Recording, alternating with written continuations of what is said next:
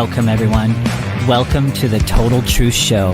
And here on the Total Truth Show, we want to help you break free from the lies and propaganda of the mainstream media.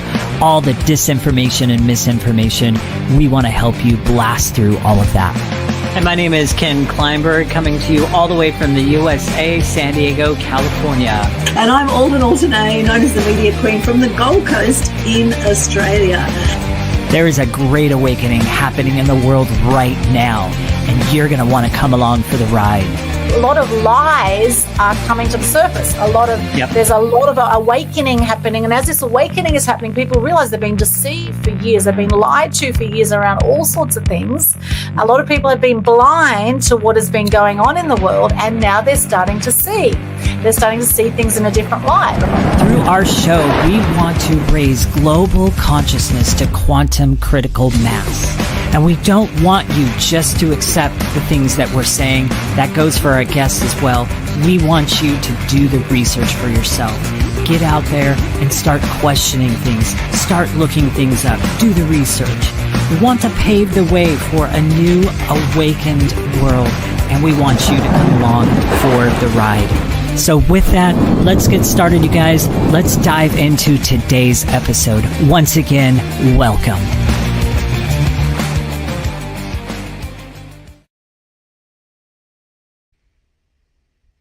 Welcome, welcome, welcome. Total Truth Show, episode 90, our first show for 2025. Huge happy new year. Hopefully the year has started off with a bang for you. I'm so excited about today's topic, all about being grateful, the truth about being grateful. But before we introduce our amazing guest, my co-host, Ken Kleinberg, how are you today? Absolutely wonderful. And how are you doing? I'm doing fantastic. Cannot wait for this show. And Terri Brinston is our special guest from Michigan. And a little bit about her. She's an accomplished professional who overcame a learning disability to become a registered nurse, teacher, an international motivational speaker, life coach, consultant, and author. Special welcome, Terri. Hello, hello. Thank you so much for having me, and Happy New Year's, everybody. Happy New Year. Happy New Year.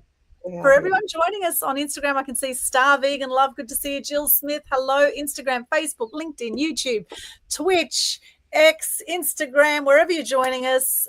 Welcome, welcome. Great to see you here. We do like to make this an interactive show. So if you have anything you want to say during the show or have any questions, then we invite you to do that. Now, I'm curious, Terri, about this learning disability. How did you overcome that, and what was that learning disability? Yes, I was a slow reader. And so all the way through high school actually all the way through grade school, I was in a special ed class and really struggled with reading. And so from that developed a very, very low self-esteem, failure to thrive mentality, very shy, very withdrawn. And so that was something that really started to really determine who I was at a very young age. And so being a slow reader and having very low self-esteem, I embraced the fact that I was dumb, that I was stupid, and that I was ugly. And so, of course, with all that baggage came lots of other, issues with me interacting with people and so on. So, yeah, that was my beginning. Got it. Oh, there's a great that says it takes a very intelligent person to spell things multiple ways.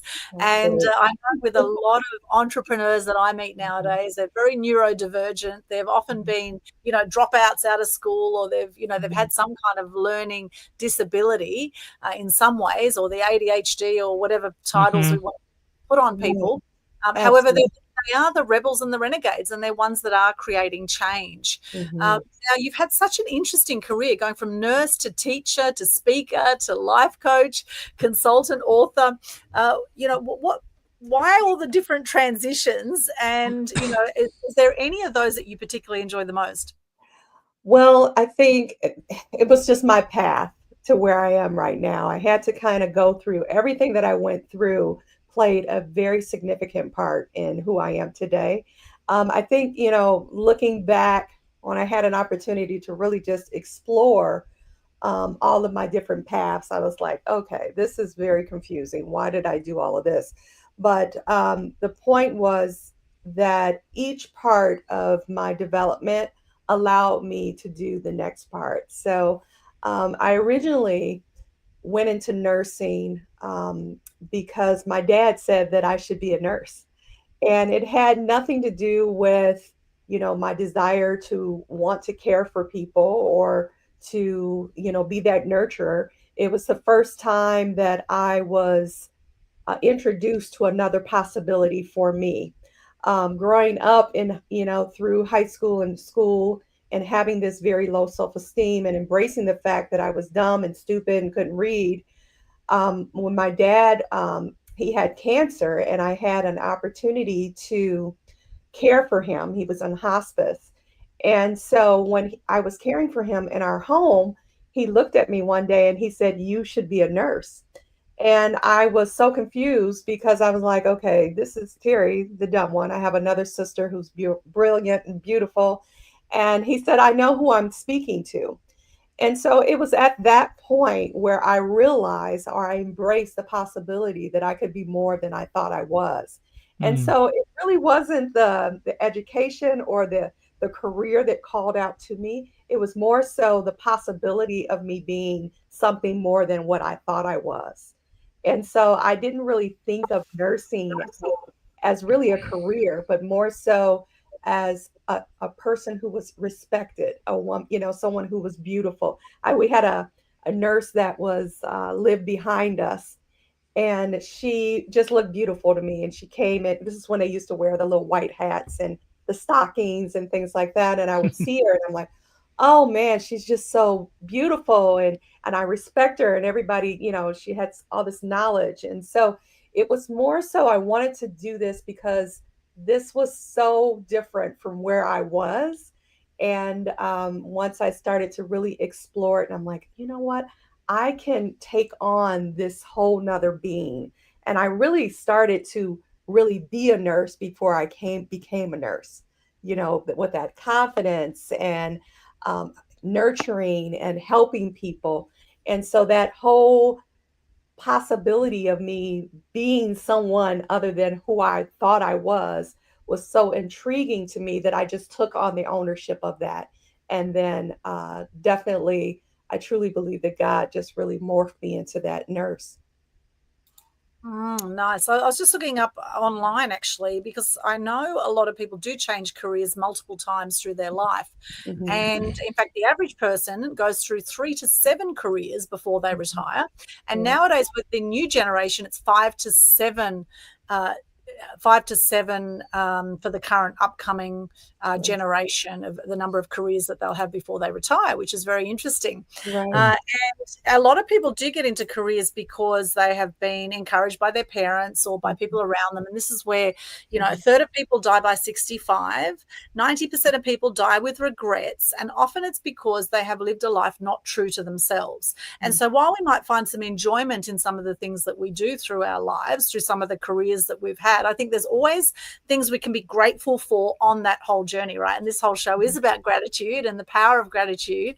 And why is this topic, particularly gratitude, the truth about being grateful, why is this such a big thing for you, Terri?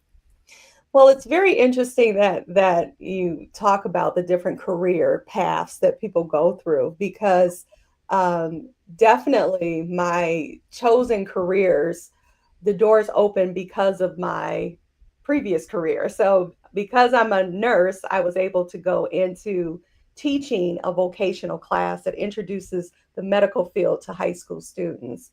And because I work with high school students and help them to prepare to be successful adults, my desire to work with young people and to really pour into them allowed me to be able to start coaching young people. And so anyway, so everything that I've done, I truly believe that God truly orchestrated all of these different paths.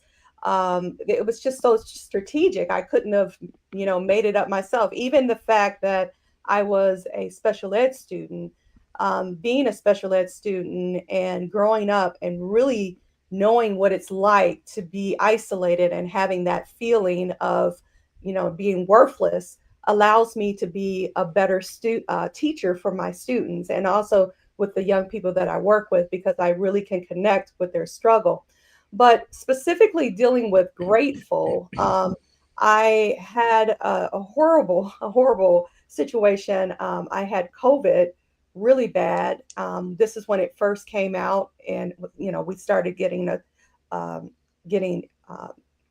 different people to get it like around in March of 2020. And I was diagnosed that I think the school closed that week. And then the following week, I was in the hospital for a month, and I was on a ventilator for about 2 weeks. And so one of the things that happened is when I was in the hospital, I lost a lot of my memory.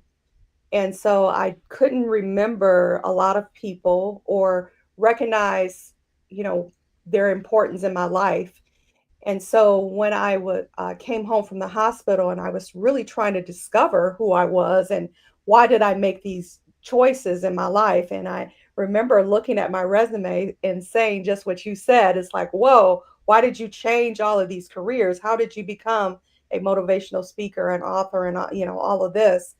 And I really had to, I had an opportunity, and I like to say it was truly an opportunity to really start to put the pieces back together. Why did I get married, and why did I stay in Michigan, and why did I have children? And, all of these different things started to wake up again in me. And I started to really see how the pieces started to connect, and why I made those decisions, to go to, Madonna University to get my bachelor's degree, or why did I go to community college, and why did I chose to go into education. And so I had forgotten all of those things. So I had an opportunity in my 50s to rediscover why I made these choices, and it was so humbling, when you really start to look back at your life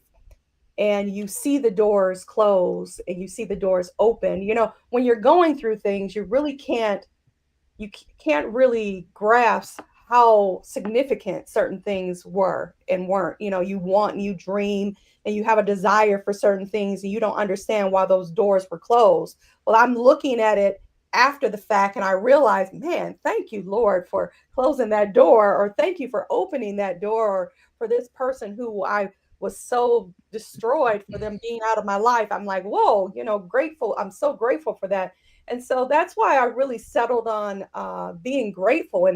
And while I was going through that transition, my doctor had recommended I start journaling. And once I started journaling and really starting to put the pieces together of my life and why I did things that I, did, and the choices that I made, my husband told me I should have it published. So I really didn't have it. He published my book, and I didn't really write it for people to read it. I just wrote it because I was just figuring out who I was and the things that I've gone through my life. And so trying to think of a title for my book, I was like, what am I going to call this? And it was really Grateful for the Journey, and it just resonated with me. And so COVID allowed me we lost so many lives, and so many people did not make it during that time. But that was the time that I really was able to resonate with how powerful the Lord was in helping me orchestrate this life that I call mine. Amazing. What's the title of your book? Grateful for the Journey, Surviving COVID-19. And can I ask, did you get the jab at the time? Did I get the what? The jab. I call it the jab. The mandated injection. V word, the mandated V word. I after the fact, yeah. After I've gotten immunized afterwards, yeah, absolutely. Oh, interesting. So you got COVID first, because a lot of people I know had the jab, then got COVID. So you actually got COVID first, then had the jab. Is that correct? Yes. Okay, interesting. Okay. Fascinating journey. I always say everything happens for us, not to us, even though sometimes at the time we don't see how something is happening for us sometimes when we get into fight or flight mode, or we react to situations, or we get triggered. Nowadays, I have learned to just step back for a moment and notice when I get triggered about something. And then I sort of have this little conversation with myself. I go, okay, well, what's this about? Why are you getting triggered about this, right? And then I just sort of pull it apart and then just look, okay, what's the learning in this? And, the more that I connect to faith, the more that I pray, the more that I meditate, the more that I connect to soul, spirit, God, whatever you want to call it, to the greater being, the more I realize I'm not alone. And the more, which for me, like, gratitude has been massive for me, because I've had depression. I've had, 4 friends kill themselves by the age of 45. And this is what we also saw through this whole pandemic, is we saw, 4 times the suicide rates that we've seen before. And so the mental health crisis, more so than the actual physical health crisis that happened over the last 4 years, was massive. And to be able to come through the other side of that and to live an empowered life, gratitude is absolutely crucial. And for those who know Dr. Hawkins' scale of consciousness, of course, when we get into gratitude, we're vibrating at 540 hertz, which is above love, which is 528 hertz. Joy is at 540 hertz as well. So joy and gratitude are just as powerful as each other. And then above that is peace and then enlightenment. So 600 hertz, then 700 hertz plus. And we've got that actual diagram in the Conscious Community Global Facebook group. You can check that out. So we know scientifically how powerful gratitude is, right? And it's interesting as we talk about all the different careers through life, and and there's some definitely that I've enjoyed more than others through my career, but I've learned something with every single job that I've had, and through my own business now the last 20 years. I don't see myself being a great employee of anyone anymore, because I love to run my own race. I love to have the freedom of having my own business. Ken, I'm curious for you, how many different careers, or what sort of careers have you had? What have been some of your enjoyable and not enjoyable ones? Yeah, what I was just thinking about that as you guys were kind of going through the conversation, and I was like, oh, how many times did I jump from one boat to another, to another, to another? I think it kind of all started back in 98, and I left home to go to Bible college, and I was there for maybe a couple semesters, and then I kind of went into ministry. So just to further preface that, so fall of 98, actually the year of 98 was the last time I actually had a job where I worked for somebody else. And then, so I went into ministry. I did that for a while, and then I eventually I started up in my and in between all this and the story is like lots of different network marketing business ventures and different things like that I just kept trying. And a lot of those came after. So after ministry, I decided to do my own thing, which was an independent personal assistant business. And I worked really hard to get the thing off the ground and to get myself very well known. Around 2007, I actually, my business really started picking up. I had, about 5 or 6 clients underneath my belt for various needs and different things like that. I loved it. I worked for myself. I also rented out rooms of my house, which also provided an income. 2007 was literally a very productive, profitable year for me. I was making a good amount of income from both sources, from both the renters in my house and from my independent personal assistant business. And then 2008 hit. We all know what happened in wonderful 2008, the crash of the market. Within 2 months, I'd lost all my clients. People were moving out of my house. It was hard for me to get new people. And I just kept going. I just kept at that time jumping from one thing to another, to another, to another, just trying to find where's my ground again. My personal assistant business is gone. Nobody's going to hire me because now I'm a luxury. And I'm like, where am I going to go? So I went from literally one network marketing company to another. I mean, I did Herbalife for a while, really worked hard and tried really hard with that. I was actually a part of a very unique accelerated team that used online tools and different things like that to accelerate faster than anybody else in the company. We were well known for that. But there were people in that company that began to feel very jealous of that. And so slowly but surely, they began to snuff us out. And so I've lost everything I worked for, long story short. Then, our leaders tried to launch a brand new company. That one was called Nutri. So I did that for a while. And in between all of that, I was part of, what is it? Prepaid Legal was one. I tried Primerica for a while until I realized I needed to take an insurance class, and that just was not my thing. I'm like, I didn't sign up for this to go to school. No, thank you. Been there, done that. I got out of school. I don't want back in. So yeah. And then, so, I mean, it is literally a long story, but, to kind of package it up, a little further, I just kept going from one thing to another. And then summer of 2020, which it's interesting to me to hear everybody's story around summer of 2020, because a lot of people that I have spoke to have these kind of words to say. It was the needed interruption that I needed. And it was the launch of X, Y, and Z. And that was the same for me. It was the needed interruption that I needed. It was kind of like a shake to like wake me up around a lot of different things. I'm not going to go into that whole story, but as I was awakening around a lot of deception in the world and a lot of lies and deceit and different things like that, through that, I then began to do some really, really deep research. And I began to discover lies and deception of the food industry. And then also around that time is when I launched my own brand and company, Mastery Weight Loss. At that time, I literally sat down and with the mentors that I was with at the time, I made the decision. I was like, okay, enough is enough. I've gone from one thing to another. That was the other thing, the online courses. I went from one course to another. I did copywriting. I did this. I did that. I did all those things. Again, all of this, just walking around trying to find where I was going to land my feet. What was I going to do with my life? Because I lost, I think when I lost my personal assistant business, I think I lost kind of like the grounding, like, okay, what's me again?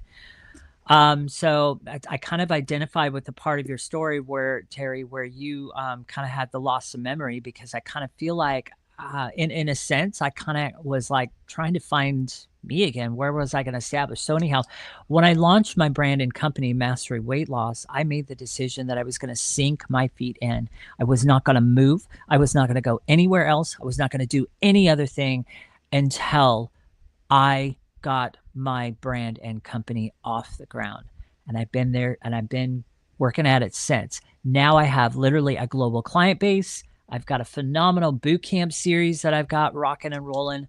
So that's kind of like, that's a little bit about my story. And I love this topic today, being grateful, because I am really grateful for the journey, literally, because I think that journey literally put me where I'm at now. All the little things that I learned that I thought were failures put me where I am now. And I can't be grateful enough. And then I have a phenomenal mentor and coach. She's faith-based. She's amazing. I communicate with her every day. If I've got a struggle, she's there to catch me. Again, I've got so much to be grateful for. Anyhow, back to you, Terri. This is not my spotlight. Yes, I love that, Ken. Now, I want to talk about practices of gratitude, because a lot of people know how powerful gratitude is, or some people might. Now hopefully you'll know a bit more about it. Scientifically, it's incredibly powerful, being grateful. Now, there's some people say, oh yeah, I'm grateful. However, notice what I encourage you to do is notice in your day how often you slip out of gratitude. Okay, so you might be grateful in the morning for a moment, and then suddenly something happens and you get triggered, and then you get angry, or you get sad, or you get frustrated, or whatever, right? So notice when those moments come up, and how long do you choose, because it's all a choice, how long do you choose to stay in that energy, or in that vibration, or in that negative emotion? right? How often do we which is really a depressed, contracted state, when we get angry, sad, when we feel shame, we feel guilt, we feel grief, all those very contracted states. We're going to go up and down this scale of consciousness. We're going to feel amazing at times. We're going to feel crap at times. Okay. So to one of the best ways to come out of feeling crap and feeling stuck in your energy is to get into gratitude. So how do you practice gratitude? Do you have a gratitude diary? Do you think about it? Do you write it down? How do you practice it? So Terri, over to you. What do you do to practice gratitude? Great question. For me, I practice gratitude by glancing back, looking at my life and looking at certain situations that has occurred. And it's resilience. The more you experience life and the more that you go through things, the more you recognize that you go through them. You're not stuck on them, and that this too shall pass. And so the way that I really focus on gratitude and being grateful is to really look at my life. The fact that, oh my goodness, I'm a mother, and I look at different things that my children have been through, and our relationship. And when I get down at, something that happened in my job, I'm like, wow, there was a time that I didn't have a job, or I wasn't making as much money as I'm making now, or I don't have the autonomy or the opportunities to make, money and to have this type of lifestyle that I have. And so for me, glancing back at my life and really seeing how the Lord has worked in every aspect, how he has brought me through I don't really dwell there. Like you said, I'm not really triggered. There's things that happen and I'm like, it kind of pull you off your square, but quickly I remember that, I've been just through so many things, and I'm just so grateful that I've been able to say that I've been through it. Yeah, great. So do you actually practice gratitude as far as do you have a practice as far as, do you have a daily practice? Do you write things down? You mentioned you go back to the past. So what does that look like? Right. Is that moments of reflection, or what is that? Prayer and Bible study in the morning. That's something that I do on a regular basis. Reading God's word and application. Every time that I'm listening or I'm reading God's word, I always try to apply it to what I'm doing right now or what I'm going through right now. And so, being in the word, studying God's word, and just really meditating. I do a lot of meditation and deep breathing, and just really focusing on the positive, versus the negative. I'm a kind of half glass half full type of a person anyway. That's my personality. It hasn't always been like that, but that's what I've embraced. And I can say that since going through COVID, that has really been my staple way of being, just to really, meditate and on a daily basis, and focus on the good things that are happening in my life. So I don't journal that much. I do read a lot. I read. My son cracked me up the other day. He says, "Mom, do you ever have any fun? All you do is read." And I was like, "This is fun to me," So yeah, reading and self-help books and listening to music. Really recognizing the types of things that I enjoy as well, and giving myself grace when things don't work out perfectly. But those are the types of things that I kind of lean towards, for that really, for me, magnifies gratitude in my life, for sure. Beautiful. I definitely resonate with that, Terri. Totally resonate with that, especially like the devotionals, the prayer time, the leaning in on God. And that's actually interesting, because I really got to share this as well. So interesting enough, about a year a little over a year ago, I really started leaning in on and asking God, okay, I want you to be a part of my brand. What does this look like? I really want you to be a part of what I do. And it's like this last year, 2024, I watched my business explode because of that. And he brings me this faith-based coach that is not, she's my coach, she's my mentor, she's my friend, she's the person that has my back. She's responsible for the so successful boot camp that I have, and everything, So it's just like, the point being is, I really wish I would have done that a long time ago. As in like making God a part of what it is I do. Because not only did my business explode, my own personal devotional life began to explode. And part of that is also because I'm now connected very closely to a faith-based coach. So I'm connected to all the things that she does, which there's a lot of Bible studies, there's a lot of different things, everything's like intricate. So I love that, and practicing gratitude in that. It's not always a pretty picture. Sometimes it's very messy.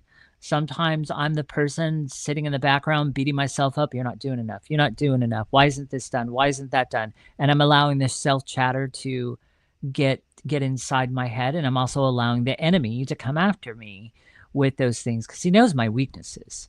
He knows exactly what to do to pull me aside, but I have definitely learned more so over the last year how to combat that.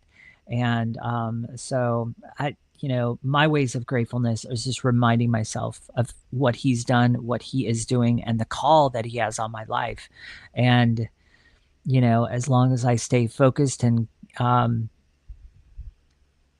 what's the word I want to use? I don't know what the word I want to use, but as long as I stay focused on that, then yes, I stay in a state of gratitude. My state of gratitude has been more so over the last year than it ever has before.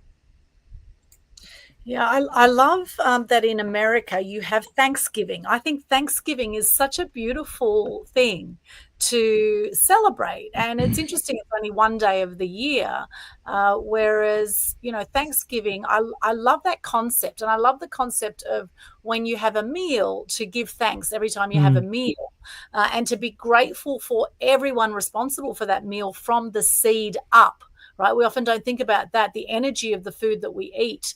Now, that's a great practice we can all bring in every day, is actually be grateful for the food we eat, because, with 70, 80% of the population, they don't have food and they don't have shelter. And so if you've got food and shelter, you're already in the top 80% of the population. It's something that often people take for granted.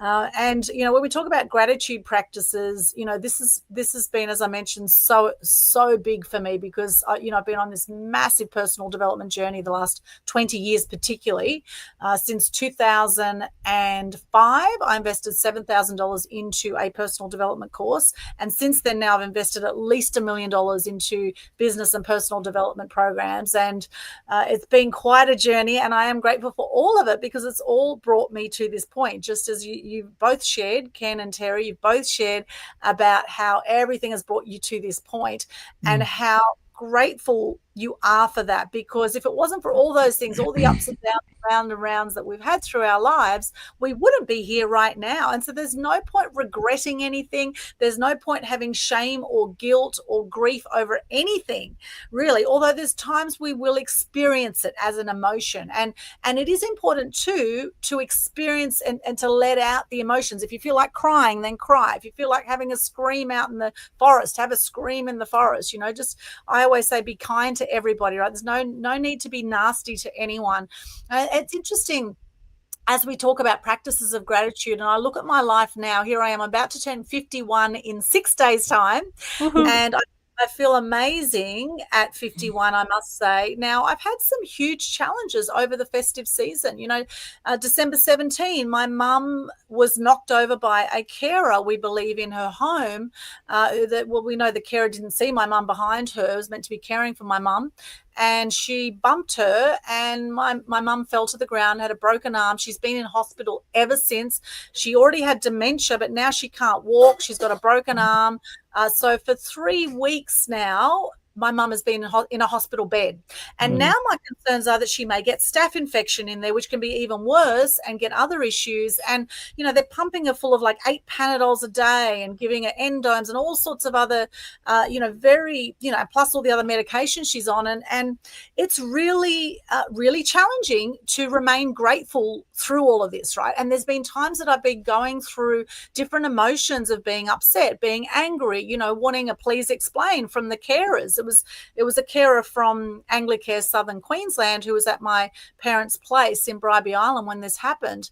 And, while I don't want that carer to be sacked, because I'm sure she didn't do it deliberately, I'm sure it was an accident. But this is the thing. If you're caring for someone, you do not take your eyes off the ball. You make sure you're there watching them, particularly if you think they're going to be at any point going to fall, because a lot of older people do fall, right?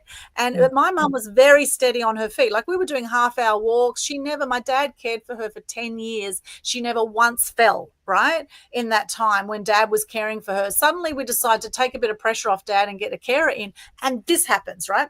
So I've been dealing with all those emotions over the festive season. And in fact, New Year's Eve, it was actually New Year's Eve about 10:30 at night, and I was crying myself to sleep. New Year's Eve, right? And I had this conversation with myself. I said, Aldwyn, just get over it. It's New Year's Eve. Come on, get over it, get up. I was at my parents' place. I'd just been feeding mum for a week. We actually have to feed her. She has to be sponged down in the bed. She hasn't been able to have a shower in all that time. It's just horrible. And so there I was thinking about all these things and feeling so helpless and hopeless to help her, I thought there's only so much I can do. And so I had this conversation with myself. And I said, Aldwyn, get up, get out of bed. It's New Year's Eve. And so I put the fireworks on the telly. I watched the Sydney fireworks and Robbie Williams and the whole concert. And then afterwards, I felt so great after getting off my ass, getting out of bed, watching that I actually then went to my diary. I've got a 2025 diary, and I started to write out my intentions and my goals for the year. And I was up till about 2:00 in the morning writing all these things out, getting really inspired, getting high on my own supply, of all these things I wanted to do. And I shifted my energy.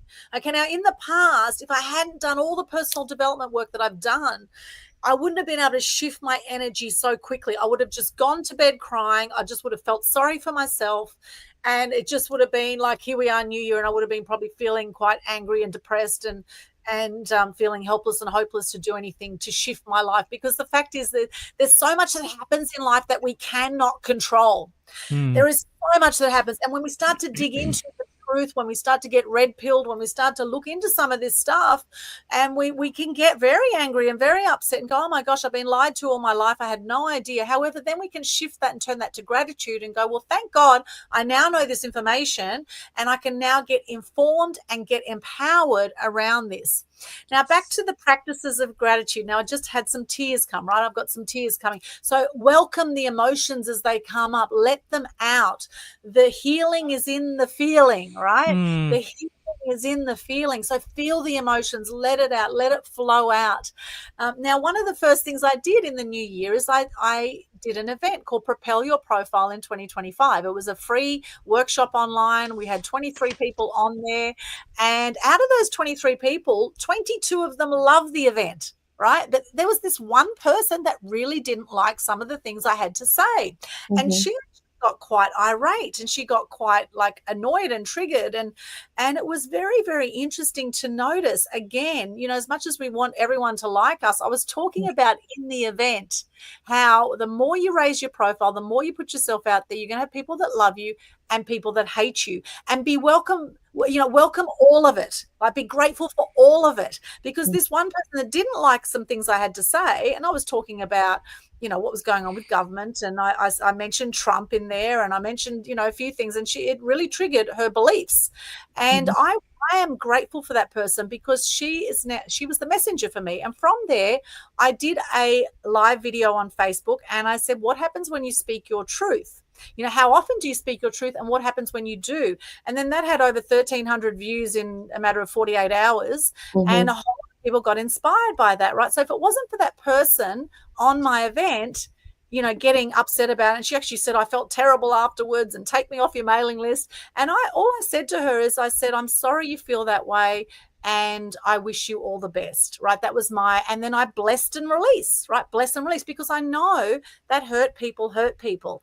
And I know that healed people heal people. And we're all going on our own journeys, right? We've all got our own journeys in this. And wherever people are at, that's perfect for them right now where they're at, right? And as they say, resentment is like wanting someone else dead, but you take the poison. So I actually felt sorry for this person. Now I know this person, they've grown up in a cult. They've had some pretty heavy stuff happen in their background.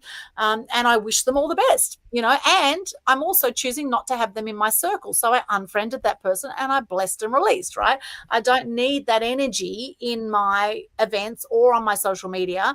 If you can't say something kind to someone, then just don't say it at all. I mean, feedback is great. Okay. You can give feedback, still be kind with your feedback. You don't have to be nasty to people, right? And this is a big thing we've seen over the last few years. So some gratitude practices that I now bring into my life, and I practice every single day. I meditate daily. I pray daily. When I get into the ocean, this morning I did a 90-minute beach walk and had a swim in the ocean. It is summer here in Australia, whereas it's winter for you guys over there, right? So it's a beautiful weather to go for a walk, have a beautiful swim. When I go under the waves, I think about things I'm grateful for. Every time I go under a wave and the water splashes over my hair, and you could do this in the shower as well. You could have this practice of when the water goes over you, which is very healing, you could think about something you're grateful for. We do the Global Good News Challenge. That's been happening every month since June 2020. It's about sharing gratitude, sharing good news. There is so much we can do to be grateful. And for those who've joined us now on Instagram, Facebook, LinkedIn, YouTube, Twitch, wherever you're joining us, Kirsten Cassar's with us, Prasad, Adelaide, good to see you guys. What do you do to practice gratitude in your life? What are some simple things you do? Now, one thing I did know and notice when I was doing the Global Good News Challenge, which I've done every month, when we speak out gratitude, it's so powerful, much more powerful than when we think about it or when we write it down. So I encourage you to do the Global Good News Challenge. Check it out. It's free every month. Look at the Facebook page, Global Good News Challenge. All the details are there. And that's enough from me for the moment. I was going to say, I want to interject here. So over to you, Ken. There's something that you said that triggered, and then I want it back over to Terri. But there's something you said that really kind of triggered me. Just to remind myself. I want to say, I don't know, about a year ago, I used to, so you said, feel your emotions, ride through them. And I want to say it's just been within the last year that I've started growing in that area. I'm the person I used to hide. So whenever I was stressed out, whenever I had anxiety around something, or whenever I was believing the self-chatter, you're not doing enough, and look at this is not done yet, this is not done yet, you need to do this, and you need to do this, and you're not, all that, right? I'd wake up at 4 or 5 o'clock in the morning, and I'd have this whirlwind going through my head, and this self-chatter, and this fear, and this anxiety. And instead of working my way through that, I literally used to fight for like sometimes an hour and a half, 2 hours. Number one, fight to get back to sleep. And number two, fight to shut it down. I never really dealt with it. I didn't want to deal with it at that time. I just wanted back to sleep. If you know me well enough, 4 or 5 o'clock in the morning is not a time you want to know me. So it's like, but that's the way I handled that stuff before. Now, I can't say I'm perfect, but I can say I've made some strides and improvements towards that. And now I kind of, try to work my way through that and understand that. But those times have become less and less, especially since, like I said, part of my story there, since I've embraced my business being faith-based, and I've got a faith-based coach, and my devotions have just gone through the roof and all this other stuff. So, all that to say, yes, guys, ride through those emotions. They're there on purpose. They're there to teach you. They're there to cause you to grow. They're not pleasant sometimes, and I admit that. And I want to run from the unpleasant times. But you've got to face it and you've got to walk through it in order to get through it. I've seen in multiple places recently, it's been so funny how this keeps coming up. There are certain animals that when they see a storm, they won't run from the storm. They will run into the storm because they know that if they run into that storm, the storm is going to be over that much quicker. So just, just some encouragement. And lastly, I'm going to say, and then Terri, back to you. Aldwyn, I still cannot wrap my head around the fact that you guys do Christmas in the summertime. Christmas is not something that needs to be celebrated in the summer. That is a winter thing. Yes. Well, that's what Hollywood tells us anyway, doesn't it, Kim? It is true. It is true. But I embrace that. I'm just like, I love Christmas in winter. Anyhow, Terri, what are some other things that you've got to unpack around that? Yeah, I love that. Thank you both for sharing what you share. That's awesome. I think I was thinking about one of the things that I do is I pour into young people. So as a high school teacher, as the CEO of a nonprofit, which is the Nurturing Wellness Group Foundation, I work with young people who have barriers that prevent them from being successful. And one of the things that I do through that nonprofit is I work with parents, and I help them to help their young adult children to thrive. And it's very difficult when you are a parent and you are trying to teach that concept of gratitude, to a teenager or a young adult, who is, they just feel like everything that's going on in their life, this is their life. They can't really see beyond this particular situation. And one of the activities that I do with young people is I help them to really think about what are they grateful for, who are they grateful for, and really resonate with this particular experience that they've had with a person. And it could be their mother or their family or somebody. And then I encourage them to make a phone call, call them and tell them that you're grateful for them. And as a youth, them being challenged to actually verbalize to someone else that they are grateful for their place in their life, it's big. It's big for them, and they really struggle with that. But once they do it, you could just see their entire, when you, like you were saying, that when you're grateful, it just resonates with you. It increases your energy and it just changes your mood. But when you start to really recognize when someone is pouring into you and you're really grateful for that, and you actually tell them, it really does something for you. Also it does something for the person you're telling, right? But I don't know, for some reason, young people really resonate with that. And I would recommend for those of you guys who are listening to try it. When you're grateful for someone or for who has poured into your life, give them a call and let them know. Let them know you're grateful for them, and tell them what you're grateful for them for. And it's very difficult to dwell on the negative things in your life when you're focusing on the positive, for sure. 100%. 100%.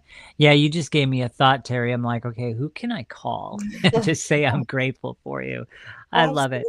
Absolutely. And the other thing that you mentioned there is, so you experience joy from helping others, from lifting others up. And I resonate with that as well. Each one of the people that I work with in my program and in my boot camp, it brings me so much joy to watch them put things together, to watch them walk out empowered. It brings me even more deep joy when I see some of my clients at the gym. And it's been a while since they've been in my boot camp. And I have one person, I asked him the other day, I said, Jose, it was this last Saturday. And I said, I just was catching up with him, seeing how he was doing and the changes that he's making and everything else. Mm-hmm. And then through our conversation, he blurts out, he's like, he's like, since your boot camp, I've lost 15 pounds. Wow. And I just, I'm proud of him, but you have no idea what that filled my heart with. Mm-hmm. And then to be able to turn around and go to the weight rack and pick up a 15-pound weight and put it in his hand and tell him, feel that. That's what you've lost. And then to like literally watch him make that connection, because I can tell that he didn't really fully make the connection until I put that 15-pound weight in his hand. And he was just like, I could tell he was a little overwhelmed. He's like, oh, I didn't realize. He didn't really say anything, but the look on his face was priceless. That brings me so much gratitude. And that's why I love what I do. And I love the fact that God has called me to what I do, because it gives me so much gratitude. It gives me so much joy to empower people and to set them free from this, I just want to call it evil industrial food system. And I just, that's my gratitude. I just love helping people. That's a really great point. And that's what I do with young people when I work with them, is sometimes they're so consumed with focusing on the things that they're going through. Sometimes you have to, in order to have them to refocus, you have to put the focus on somebody else through serving, and a lot of times, with the young people that I work with, and we have the young adults who are failure to thrive, and they're struggling with getting out the home and really becoming adults. And a lot of our parents that are raising these young people that are failure to thrive, and they're like, I don't know what to do. I can't get them off the couch, or, I can't get them to get a job or, contribute.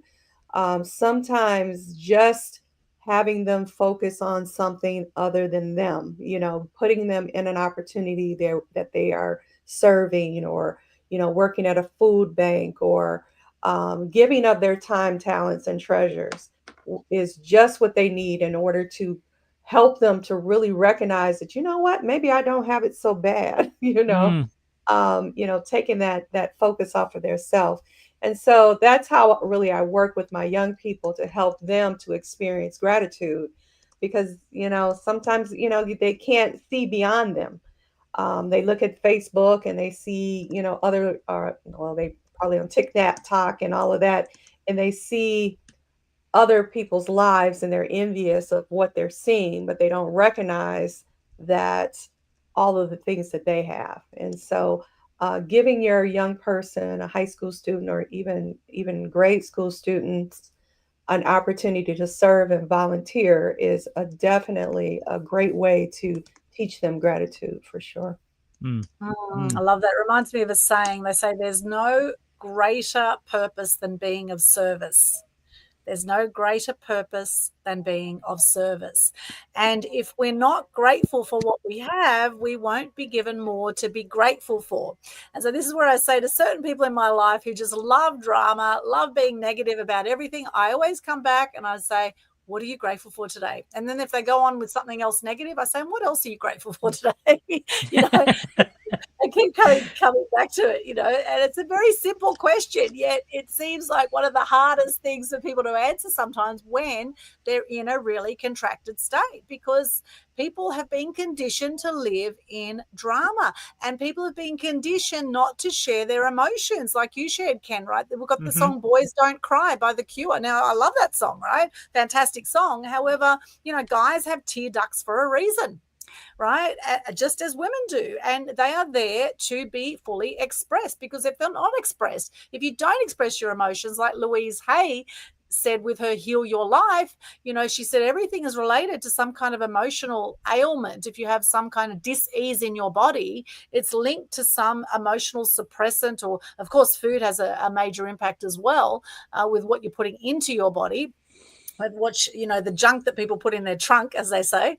It's interesting to notice, to get conscious to where we've been unconscious about how we do life, how we do it with the food that we eat, how we do it with what we're thinking, how we're doing it with our emotions, with our spiritual life, with all the different areas of life.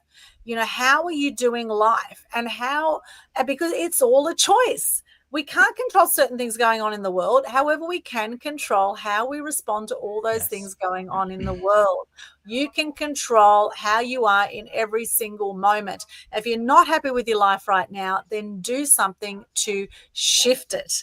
Whether it's a new year, new beginnings, whatever. We're coming into Year of the Snake now, which is all about transformation, letting go of the old, etc., in Chinese astrology. And whatever your beliefs are, it's a choice whether you want to be joyful, grateful, peaceful, enlightened, and have a loving feeling, love and above, or whether you want to live in fear, whether you want to be angry and feel shame and guilt and grief and anger and sadness, and how long you choose to stay there. Now, when I had depression, I would be in these dark states sometimes for months at a time. I would go to bed crying without knowing why I was crying sometimes. It wasn't like I was even conscious to it. Sometimes I just felt the whole pressure of the world. Sometimes it felt like and it just felt like it would be just be easier not to be here. That's where people suicide, is where they have that one dark moment where they think it's all too hard to go on and they think it's much easier just to end it. But if you can just ride through that, just feel it and ride through it. And if you need to sleep, if you need to nurture yourself, if you need to do something to give you joy, then do that. And it is a journey. And there's a great interview I did actually on Media Queen TV with Tracy Corman, and we talked about how to overcome abuse and depression. And another great thing you can do is get creative. You can create some food. You can do some artwork. You can write poetry. That was one way I used to let my anger out, was doing poetry. And I didn't realize till many years later when someone said, depression is anger turned inwards, because my dad always said anger is danger. And so I internalized my anger, which led to depression. And working in the media for 40 years in the media, I mean, that can certainly do your head in, watching negative news after negative news. And this is where I'm so passionate now about sharing more good news, because it's like the yin yang of life. There's always light where there's darkness, and darkness where there's light. And watching Gladiator 2 recently was very interesting, because since the beginning of time there's been darkness. There's been dark forces, and since the beginning of the time, there's been light forces. We know about the whole Jesus story, right? The crucifixion, where Jesus said, "Forgive them, they know not what they do," when he's about to be hung on the cross, right? It's very, very interesting how we do the journey of life. Terri, I'd love to hear from you. What are some other tips and ideas you can give people on how to live a grateful and empowered life? If you just Yes. Definitely recognizing that depression is real, and sometimes you can't pull yourself out of it. And I think in the States, we deal with a lot of pride and a lot of phobias around mental health. And so I am a big component of asking for help. And recognizing that help is not being enabled. Help is, seeking. So I think about, like even mentors or coaches, family members who've been through things. Sometimes we get so shameful and prideful that we don't like to ask people for help, even if, and just dealing with anything in life that you're struggling with. I think of a mentor, there's a picture of this cartoon of someone who has just these clouds of knots. If you have the strings of knots over your head and you bring a string to someone who has been through it, or they know they've conquered it and gone through some things, and their way of just easing out that massive, knot over you, you're struggling to get through it, and somebody's been through it, and they easily can complicate that situation. And we don't take advantage of help. It doesn't have to be a counselor. It can be a friend, or it can be a neighbor, or someone you go to church with, and like you said, a coach, or a mentor. And so I think that recognizing that you cannot solve it, or if you're feeling overwhelmed and this is making you sick, and you just can't get out of it, you have to ask for help. You need to ask for help. And you made a point about COVID really shined a light on the mental health crisis. The mental health crisis didn't just occur after COVID. The mental health crisis was the crisis, and people were ignoring it. If you think about someone come to you and they say, I'm dealing with something, the first thing the person wants to do is to change the subject, or we don't really want to talk about it. And I think now we're talking about it, and that's the beauty in it. And so, dealing with gratitude, and to get, if you are in a space where you cannot get to the gratitude part, right? And you're kind of stuck, be okay with not being okay, but you need to do something about it. And sometimes something is telling someone. I constantly work with young people and parents that, they're going through something and they don't want anybody to know. My child is doing drugs, or they're sexually promiscuous, or they're dealing with bullies, or we are all dealing with stuff, and everybody wants to look good and avoid looking bad. And sometimes when we live there and we struggle in silence, then we will just continue to start to dig ourselves deeper and deeper into this hole. And so to come out of that, and to talk to people and ask for help is, it can really make a big, big difference. I remember raising my children, and I have two boys. My boys are older now. My youngest son is 29, and my oldest one is 31. And so, but when they were younger, I didn't know what I was doing. It was trial and error. I would read the Bible and I was like, okay, why am I struggling with this child? And, I just had a hard time. But there was this couple who were attend my church, and they had three boys.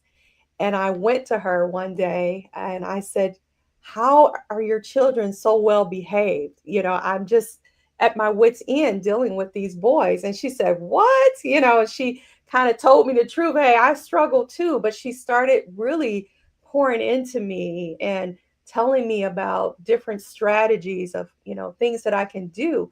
But she would have never shared that if I didn't open my mouth. And so I just encourage whoever's listening, if you're struggling with somebody's been through it. When you look back at the Bible and it's all these stories, like, man, we're still dealing with these things today. Believe me, someone next to you, your neighbor, your church member, people you go to, that you work with, somebody is dealing with something that you're going through. And I bet you they have figured it out, or at least a strategy.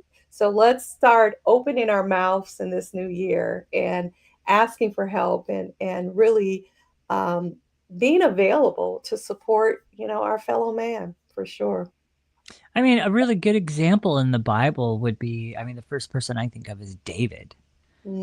I mean, oh my gosh. This is the guy that wrote the entire Psalms book. And it's like, and others, of course, but I think of Psalms because it's such a massive book. Look at what he did, look at what he did to, I don't remember the names, but he went after someone else's wife. There's a lot of different things that he did, yet David was somebody that God saved. And it's like, none of us are perfect, and everybody's got their own like stuff going on. And so I definitely resonate with that, Terri. It's like, look, you're not perfect. The people in the Bible aren't perfect. Look at Paul. Paul's another really good example. Paul murdered people that claimed to be Christian. Paul went after God's own people. And yet, look what Christ did with him. Christ called him. Christ changed him and transformed him even after everything he did to his people, to God's people. And it's like the Bible is full of stories like that. You know, I would venture to say Paul was mental before he became Christian. You know, and just look at that. And so don't think that you're, speaking to the audience here, don't think that you're some different person and what you're struggling with is so out of the ordinary that whoever can't, you know, help you or whatever. Don't fall into that trap is what I'm just basically going to say. You might feel like your situation is unique and you're singled out and you've got like a beacon of, I'm just so screwed up over here. There's nobody else like me. Woe is me. No, it's not like that. It may feel like that. Oh, hell yes, it may feel like that. But it is not true. It is not true, especially when you look at the story of some of these people in the Bible. Mm-hmm. Yeah, I'm sorry. I was going to say that that was one of the things that I wrote about in my book, Grateful for the Journey. When I came out of, the hospital and I was really struggling with a lot of different things, I lost all my hair. I used to have very long hair. And reaching out to some of the women that I knew that were cosmetologists to help me to just kind of own this new look of mine. And, just people who have been going through, I had a friend that's a neurologist that helped me with some of the headaches that I was having. But opening my mouth and actually asking for help, and people just called. I didn't remember them at first, but they definitely helped me walk through the struggles that I went through. And so, yeah, absolutely. Opening your mouth and recognizing that you're definitely not the only one going through what you're going through. And you will not be the last person going through it as well. But yeah, absolutely. I love that. I love the connection that you made, Ken. Thank you for that. You're welcome. Yes. And realizing that we are never alone. And this is where the more I've had faith beyond myself, because sometimes we feel like our whole world is our whole world, but actually we're all interrelated and we're all like these little specks of light in the universe, and we are actually all very similar in many ways, essentially, right? Essentially, if you go right down to it, we are all cosmic balls of light, really, essentially. However, often our mind can be our worst enemy. The 60,000 thoughts that we have a day can often feel like, absolute nightmare. And sometimes we can focus on things in life where we've got one little black spot in life that we don't like, and we can focus on that, and it can be a mountain, as opposed to looking at all the things that we're actually really enjoying about life. And sometimes we need to look at these dark spots to actually get the learning from it. Sometimes we need to, go through these challenges. It's like the butterfly. A butterfly doesn't become a butterfly until it goes through the cocoon, and it has to actually go through some challenges itself to be able to break through the cocoon to become a butterfly. If someone tries to help it break the cocoon, it's not going to have enough blood in its wings to be able to fly. Right. So there's some challenges we do need to go through on our own, and also be willing to ask for help if you feel you need it. Okay. So I love that you say that, Terri. And we do have Are You Okay Day, which actually came out of a situation where there was suicide, and it was started by some guys out of Skunk Hour, which is an amazing sort of hip hop rap band out of Sydney that started this Are You Okay Day. And I think it's a great question to ask those around you. And I often ask when I'm feeling the energy's a bit flat with some people, like, I'll often reach out and say, are you okay? And, sometimes people will answer and sometimes they won't. But what I do know is the friends that I know that suicided, they went into almost like a hibernation for, one of them like up to a month, where they just didn't want to see anybody, and then they took their own life. So that can really that feeling of aloneness and loneliness. There's a big difference between being alone and being lonely. And this is something I've really had to learn, because I often would run away from myself and often feel like I needed to be among other people to have joy. And when I learned to find that joy and that love that I had for so many others was also there for me, and I learned to embrace that, I love my quiet time.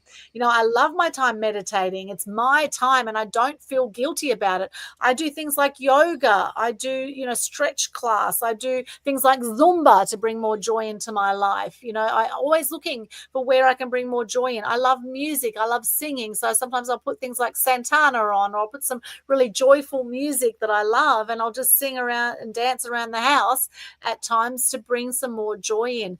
The more fun you have, the more money you will make as well, my friends. And so this is not necessarily a show about money. However, what I do notice is that people generally who have a lot of wealth in their life, or create wealth in all areas of their life, they're generally people who are grateful. We're not talking about the evil elites that are psychopaths and sociopaths out there. We're not talking about those ones here. We're talking about, the entrepreneurs amongst us, the ones that are changing the world in a positive light. They're bringing more kindness and love into the world rather than hate and destruction. That's not going to take us anywhere, really, all that hate and destruction. So, how can you move more into a loving, grateful place in your life? How can you bring more joy into your life?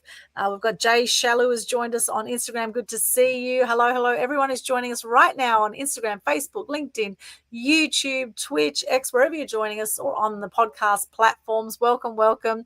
We are about to wrap up shortly. I can see it's 1:11 on the clock. So for those who have any questions, comments about what we've been saying, please share them with us. We'd love to share with the others here as well on the live stream. So we will be wrapping up shortly. Terri, anything else you want to say about the truth about being grateful for you and the importance of gratitude in your life, Terri? Absolutely. It's the foundation, being grateful. And like I said in the beginning, being able to really look at your life and resonate to why are you grateful? What are the things that causes you to have gratitude? And like I said, we've been really talking about this a lot. It's just, knowing that I'm victorious, because of who I believe in. I believe in God. I believe that Jesus came and he died on the cross for my sins. I believe that because I believe in him, and I believe that he is God, and I believe in the Trinity, that one day that I will live eternally with him. And so with that truth, that is the ultimate gratitude, that's my faith. And one of the things that I teach young people and parents is you need to be true to your faith. It's very difficult for you to live a happy life or to live a fulfilled life, and you're not really connected to anything, right? You're wishy-washy when the world says this, or when your flesh does this, and you're going back and forth and you're not really sure of what you believe in and what you're following. That's confusion. It's very difficult to be grateful and stable when you're confused. And so one of the things that I teach is integrity, having integrity, doing what you say that you're going to do, and really resonating with what you believe in, and not being wishy-washy in how you carry that out. So if you're a Christian, be a Christian. And when you are committed to what you believe, it helps you to really navigate through this world. Because if you fall for anything, you'll I can't remember the saying. If you don't stand for something, you'll fall for anything. There you go. Exactly. Thank you. Right. And that is a fact. And when you know what you believe in, and you're true to your beliefs, that will help you to navigate your life, and it will help you to stay on a path. But when you are, the flavor of the month or whatever they're doing a day, that adds anxiety, that adds confusion, and that definitely it helps. It just prevents you from really being grateful, I believe. So have some integrity. Integrity plays a big part in your gratitude journey. To be true to yourself and to be true to others, and definitely walk that out for yourself as well. Yeah, I love that. And it's a self-love journey, what I've discovered. There was many years in my teenage years, I was very self-destructive. I used to watch a lot of negative news. I ended up drinking a lot, smoking a lot. I didn't want to be here. I had invisible friends for many years. I went on this really dark downward spiral in my teenage years. And it's because I didn't love myself and I didn't feel that I had any control over what was going on in the world. I was seeing animal cruelty. I was seeing kids being cruel in the playground, having fights. And, some of my closest friends turned against me, a lot of bullying. I started to see all these negative things. And I thought, why would you even want to live here when the world is so awful? And then when I started to become more self-empowered, when I did the personal development work, when I invested in myself and I learned about things like integrity, and integrity, when you're playing a big game in life, integrity can be challenging sometimes to honor everything you're saying. So then it comes down to, okay, be careful what you give your word to. Be mindful of what you give your word to, because I'm sure with all of us, there's going to be things that we have promised to others or ourselves at some point in our life that we haven't delivered, okay, at some point. And what I've noticed in life is the more that I deliver on my promises, the better I feel about myself. And that gratitude, as I say, hurt people, healed people, heal people. So if you're actually beating yourself up over something, then naturally you beating yourself up is going to naturally flow on to the people around you, to your family, to your friends, to your community. They're also going to feel that energy of you beating yourself up in some way. How often do people say, oh, I'm such an idiot, I did this, or I'm such a, be careful what you say to yourself, right? And the I am affirmations is a great thing also to do. Look yourself in the mirror and say, I love you. I truly, truly love you. And if you are out of integrity with someone, then communicate with them. Say, I'm sorry, I haven't completed that yet. However, I will get it done by this date, and then, get it done by that date. Do whatever it takes. And I must say 2025, I have a whole new color-coded, amazing system. I love with my diary, I've got an A4 week to a page diary, and I have my online calendar. And with my week to a page diary, I have a whole lot of power actions, I call them, my power actions list. And every time I think of something to do, like to call someone, email someone, whatever it is, I write it down. I brain dump it, because often when we're doing a lot in life, we're taking on a lot of things. Even when you have a big team, right? In fact, sometimes more so when you have a big team, because you've got more responsibility. There's always going to be things that you think, oh, I want to do this, I want to do that, I want to watch this, I want to, whatever it is. So then managing that, having a clear, organized plan, and that's also been quite a journey for me. But actually getting organized and getting disciplined with your time, and with learning to say no to some things if they're not aligned with your higher values and with your big goals for the year. Learning to say no and to not feel guilty about it, not be a people pleaser about it.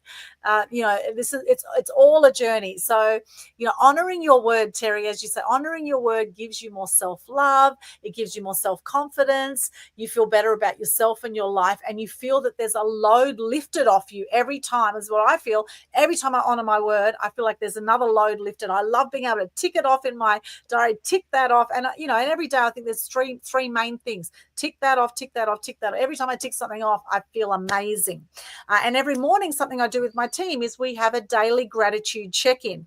Every morning we say 3 things we're grateful for. One bigger thing we're grateful for could be, I'm grateful for the ocean. One smaller thing, I'm grateful for my house.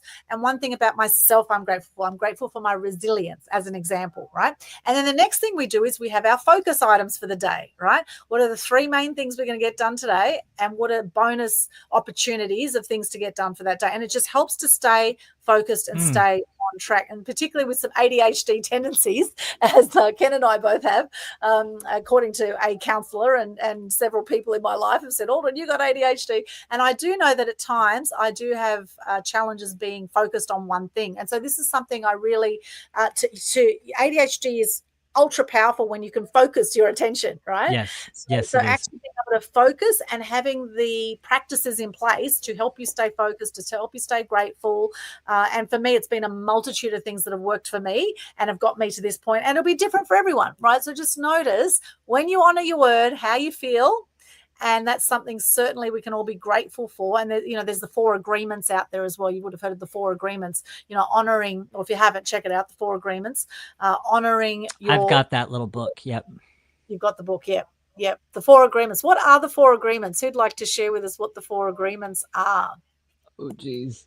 You can't put me on the spot like that. Well, I'm actually going to Google it right now. Okay, the 4 agreements, for those who don't know. Okay, here it is. Be impeccable with your word is one of them. Do not take anything personally.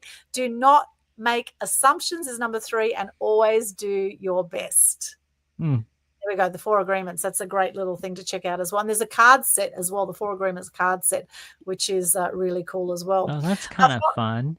I want to share one thing. So I love the fact that with your to-dos and with the things that you got going on during the week, I love the fact that you've even color code them. And why do I love that? Is because it's been 2.5, 3 weeks now. I've started doing that. And here's why, because there's a couple of days last year, towards the end of last year, I got on the phone with my coach and I'm just like, there's just so much. And I'm feeling overwhelmed because there's so much. And I'm like, what am I supposed to be working on today? What do I really need to do to move the needle forward? So she began showing me, she gave me this formula, level 1, level 2, level 3, level 4. So level 1 is eliminate. Level 2 is automate. Level 3 is delegate. And level 4 is the procrastinated. So things that are being procrastinated. And then my now priorities. These are the ones that I've got going on. These are the priorities that are the main priorities. So I actually color coded those green because green to me is productiveness. And green also represents, so oftentimes when I get a green appointment on my calendar, that means it's a new connection. Like Terri, my first connection, my first appointment with you, the pre-interview, that was on my calendar. It was color coded as green. So, and then my procrastinated items, I've actually color coded those as blue. But and so now I actually have like a working list, and it's so cool. What I do on this now is I go through, and as soon as I've completed something in my now priorities, I then go and I, mark it off or I take it off. It's the most amazing feeling in the world. But for my coach to like get me to kind of like prioritize in those categories was huge for me, because now all of a sudden it was in front of me, when before it was all inside my head. And I was dealing with that every single day. And so I would have periods of times where I was just be like, what do I need to do? Like, oh my gosh, and then the anxiety would settle in. Oh my gosh, I need to move my needle forward. I have these goals and I have these goals and I need these goals and I want my needle to move forward. But what the heck am I going to work on? Is it my content? Is it my YouTube channel? What am I working on today? Now I have it in front of me. So, I mean, it's like if I have one of those foggy days, all I have to do is just look at this and I go, oh, okay, so I'm going to work on this and this and this, so it's perfect. Yes. I love it. I'm just going to show you quickly my diary. Look at this. This is this week, right? Look at all the color coding. Can you see that? Yeah. Color coding. And here is all my power actions. These are my power actions here and here. Now I haven't color coded all these yet, or I haven't highlighted them. But when I looked at the colors, right, and I've actually got I've got a code list at the top here for what all the different colors are. So I've got green is the money color, right? Green is work and money. I've got blue for health. I've got pink for my TV shows, speaking and podcasts. I've got purple for movies and fun. I've got yellow for friends, freedom and family. And I've got orange for study mentors, right, for my mentors. And when I look at it, look how well balanced the colors are. Like, I'm so impressed with myself that I have such a well-balanced color-coded. Like, it's a really great way to see if you're getting balance in all the different areas of your life.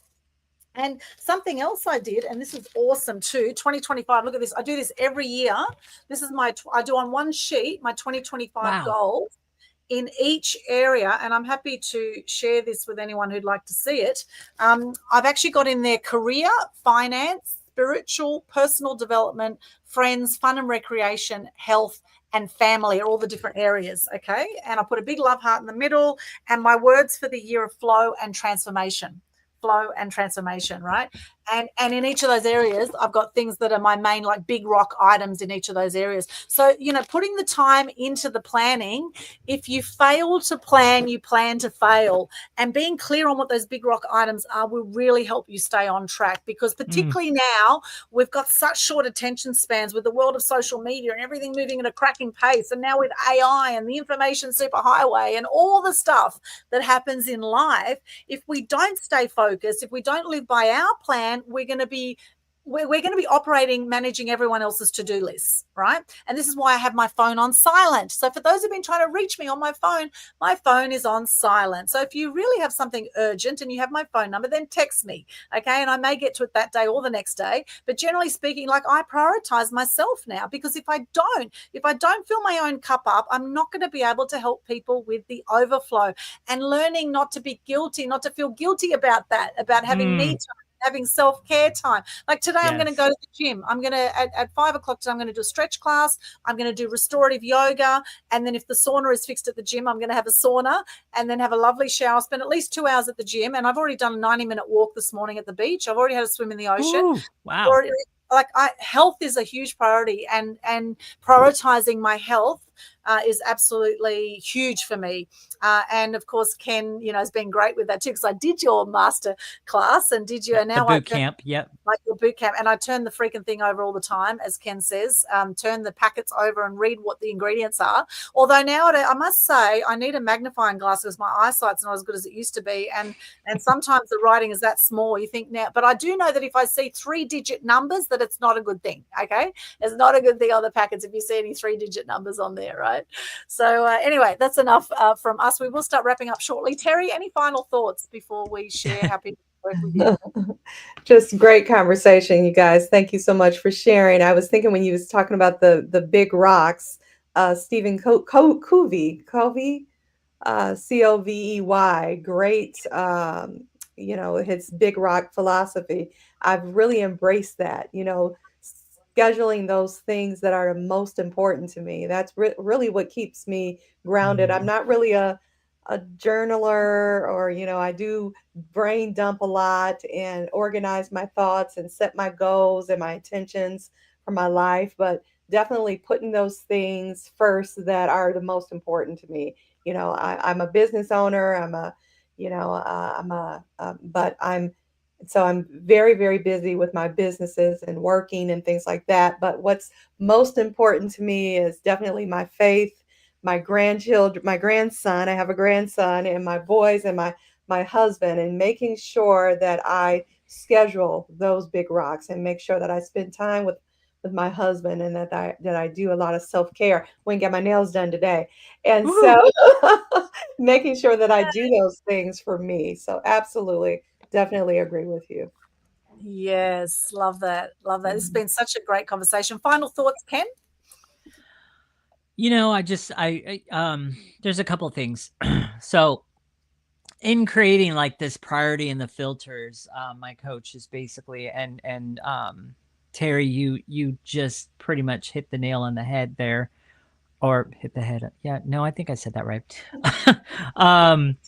But I'm like, did I say that right? Hit the nail on the head. If we hit the head on the nail, it's going to be painful, Ken, especially with your head. Okay. I have a bit of cushioning with my hair, but yours is very painful. Okay, I'm second guessing myself, but it's really important to take those times to do those brain dumps. Get it all out of your head. Get it all written down. And then once it's all written down, then you go through the filters and prioritize it and get your procrastinateds and your, okay, this one I'm just going to automate, or this one I'm just going to delegate, and first get it all out of your head. And take those regular times, like maybe once a month or something like that, maybe twice a month. It depends on what your needs are. Brain dump and get it all out.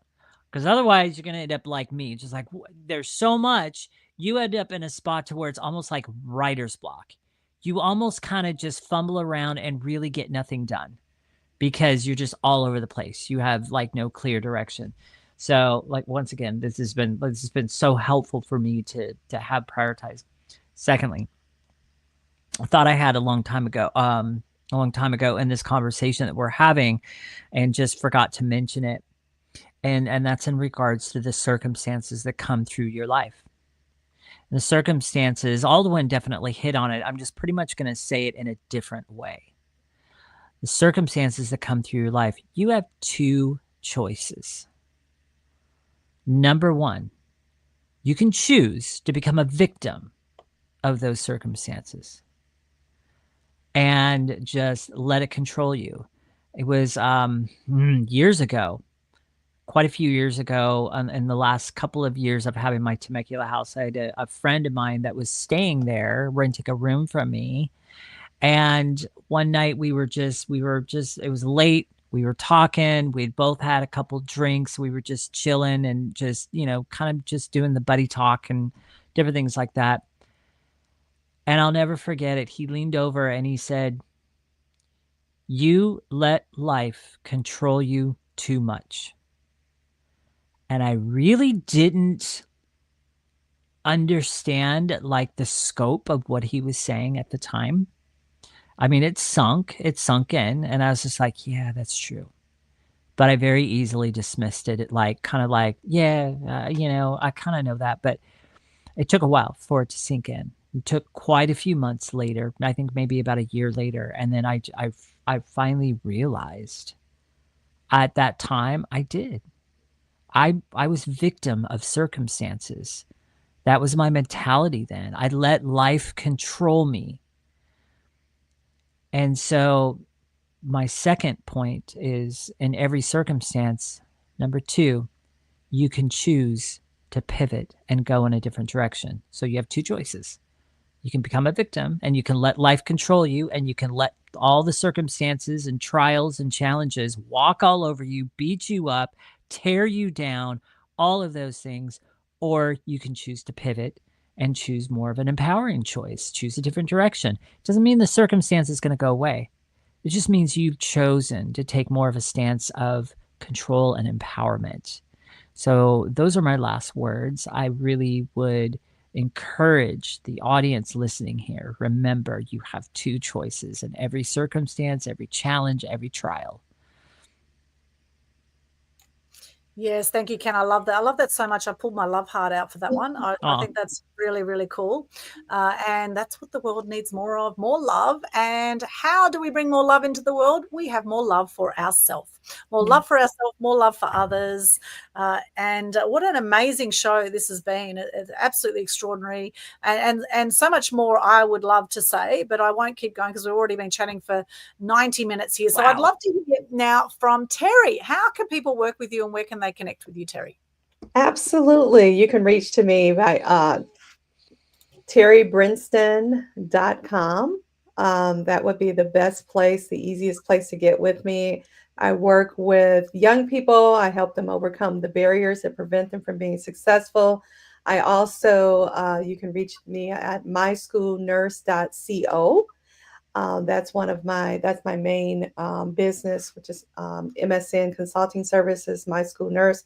I work with schools, parents, community organizations, and just everything kid. The kid and the young people are the center of my heart. And God has softened my heart for them. And I work with nurses and social workers and counselors, and we really pour into young people and help them to reach their full potential. So reach out to us on the myschoolnurse.co. Be awesome. Beautiful. I love that. Thank you so much, Terri. And do you have a favorite quote or motto you'd like to share with us today? You took her off guard. Well, yeah, you did. That doesn't happen often. We can come back to you. We can come back to you in just a moment. Okay. We'll go over to Ken, and let's find out how we can connect with Ken. All right. Well, first of all, you guys, before I get into that, I've got just a little bit of an announcement. I'm going to be as quick with this as I possibly can. So check it out. I'm sure you keyed into the fact that I'm a weight loss coach. Mastery Weight Loss is my brand. I have a mini educational boot camp. I'm giving away my 3 secrets to help you break free from the sugar addictions, to help you break free from snacking issues, hunger issues, even emotional eating, lose that last 20 pounds, finally keep it off, all of it. In 3 short sessions with me, you will be equipped with an empowered mindset, number 1. Number 2, you are going to be equipped to see past the industry lies and avoid the common pitfalls. And number 3, you are going to be equipped to see past the marketing deceptions that these big food companies use. They put it all over their packaging, make you think what you're buying is healthy. And you're out there making heartfelt decisions, and they're putting this over only 140 calories and it has this and it has that and da da da. No, I teach you how to see past all that and finally stand in a place where you have more freedom with your food choices than you ever had before. All in 3 short sessions with me. That entire boot camp is going for $97. The boot camp has been valued at $1,500. So dive into that boot camp. Really, really just encourage you to dive into that. Aldwyn's going to be sharing the link here. So that is how you connect with me right here on the screen, www.masteryweightloss.com/connect. At the very top of the list is a link to join my boot camp.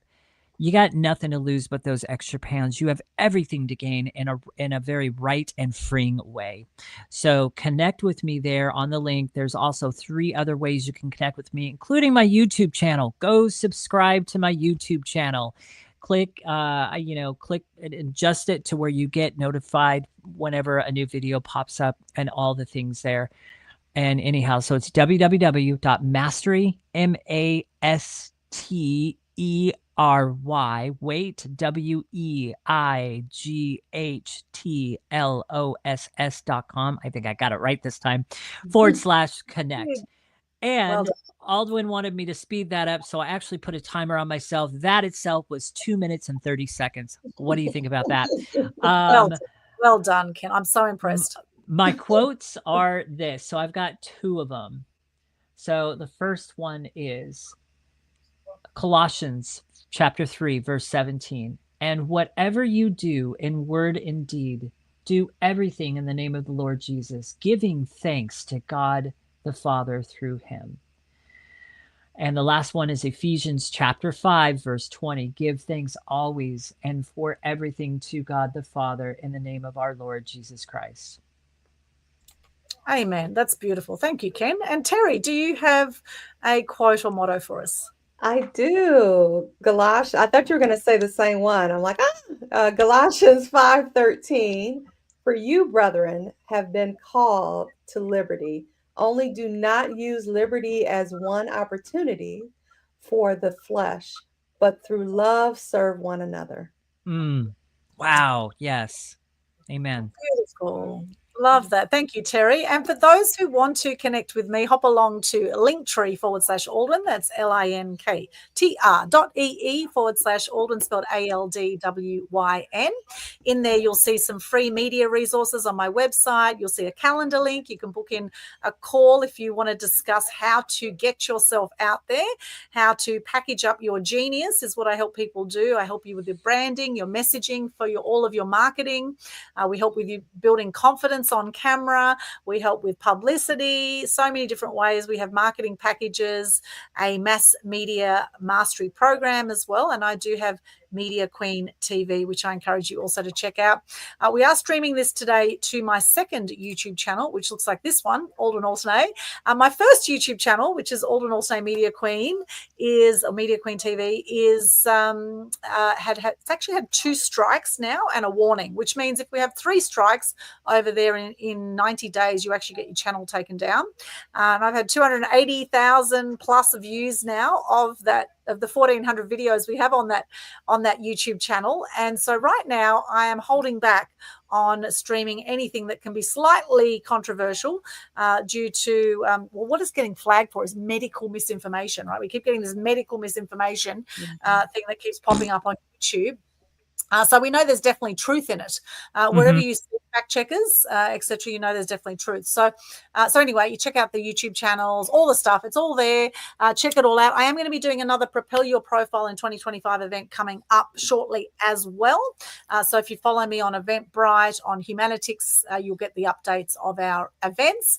I want to thank everyone who has joined us here on the live stream on Instagram. We've had Star Vegan Love, Jill Smith, Kirsten Casa, Prasad Adelaide, Jay Shalu, Jed Maisie, Mark Kawenja. Good to see you guys on Facebook, on LinkedIn, YouTube, Twitch, X, wherever you've been joining us on the Spotify platforms. Please do let us know. What did you learn from this show today? What did you get out of this? Share the love if you think someone else could also benefit from that. Terri, I see you've just popped another a link in the chat there. What's this link here? Yeah, so I'm giving away a free ebook. It's called Countdown to Launch, 5 Strategies to Help Your Adult Child Transition to Full Independence. It's an ebook that I wrote, and it really helps our parents to be able to help their young people. So anyway, it's a free gift I would like to give to your audience. It's pages.myschoolnurse.co, Countdown to Launch, free download. So it's a free download, easy read, a great resource for those parents that are struggling with getting their young adult to launch. So let me repeat that because she forgot to say / in there. So it's pages.myschoolnurse.co / countdown to launch freedom or launch free download. Thank you. You're welcome. Beautiful. Oh, thank you for that. That's awesome, Terri. Thank you so much for that free gift. Free ebook by Terri. Check it out there. That's amazing. I'm definitely going to check that out myself as well. It's been an awesome conversation. Thank you so much, everyone who's joined us. Now, my quote I'm going to share today, I hadn't forgotten. And this is actually a Willie Nelson quote. And it's when I started counting my blessings, my whole life turned around. When I started counting my blessings, my whole life turned around. Amen. And sending you all many blessings for our first show for 2025, episode 90. It is a wrap. Thank you so much. Thank you for joining us. Yay. And you all get the clap as well. Yay. And it's all safe of the social distancing. Yay. Okay, fantastic. Thank you so much. Awesome show. Sending you all lots of love, lots of love. Any final words, Terri, Ken? Be blessed.